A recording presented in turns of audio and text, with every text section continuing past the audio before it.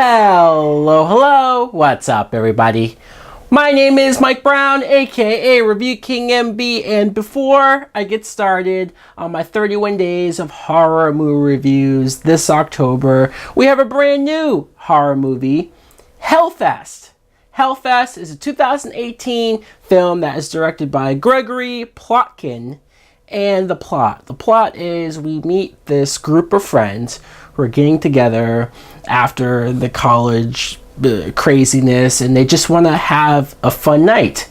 So they go to this thing called Hellfest, which is essentially a haunted house spectacle. It's just not a normal haunted house. It's big, it's ginormous, it's like a carnival times 5. It's the craziest thing I think I've ever seen. If it really existed, I would love to go to something like this.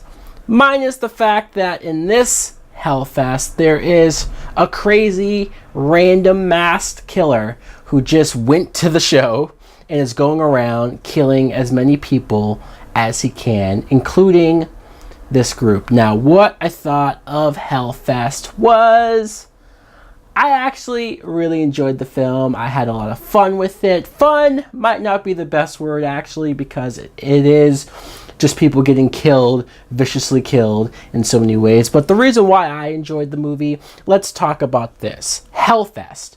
Just the idea of a Halloween horror type of haunted house carnival thingamajiggy, whatever you want to call it.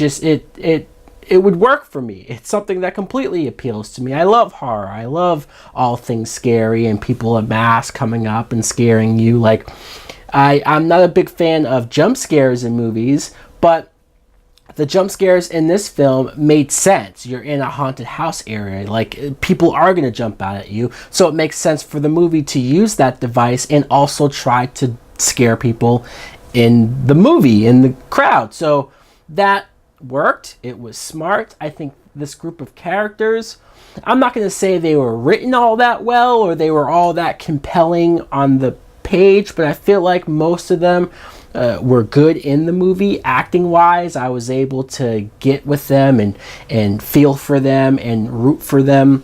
Like, for example, our main character Natalie is played by Amy Forsyth, and I liked her because, sure, fine, her backstory is she used to be close to her best friend Brooke, but now she's busy with school and work. She doesn't get to see her as much, so they want to have fun. Not a whole lot there, like I said, but the actress I thought did very well. I liked her. I liked seeing her in a situation where she wasn't scared of the stuff going around here. And even when our masked killer targets her specifically, it's almost like he goes after people who aren't being scared. And he's like, oh, you're a big shot? You want to walk around and act like this isn't scaring you? Well, I'm going to give you something to be scared of. Of course, he goes too far. But again, this actress I thought was the MVP. It was very smart to cast her in the lead because I bought her in all the situations where she did get scared and when she was proactive, when she wanted to take the fight to the killer and say, I'm done with this. I want to save my friends. And I want to end this. I liked a character like that. Her friends were fine. One of the friends, Taylor, is played by Bex Taylor Claus, who I know from MTV Scream, which I'm sure if you've seen my videos on that, you know how I feel about that show. But I always liked that actress, so it was nice to see her carry over here. She brought a lot of energy and spunk to the cast. The guy characters, the boyfriends and the dates, they were fine. Nothing spectacular or memorable, but they filled the roles that they had to fill. A random cameo, I actually think they also use his voice throughout the park, is Tony Todd.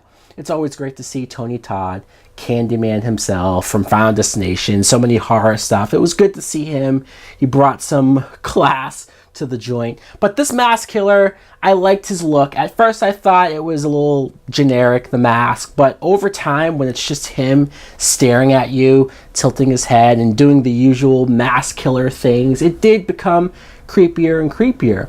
And the whole effect of them thinking this is just a part of the show, a part of the park, it worked. It works in a lot of situations, a lot of tense situations, a lot of moments of the security doesn't trust what they're saying, or thinks it's just a joke, or nobody else is reacting the way that they should when somebody really is being killed. And situations like that I appreciated. But I also want to say this: the fact that we finally got a horror movie with a guy, just a guy wearing a mask and a knife killing people. I've been waiting for something like this for so long. I know we get them here and there, but I'm so done and sick of these demon possessions and these ghosts and these hauntings of nothing going on, like The Nun that we got not too long ago. It's one of those things where I was so appreciative, and I embraced everything this movie gave me. Look, I'm not saying it's perfect. I'm not saying even if you don't like horror movies that you're gonna like it. It's an acquired taste.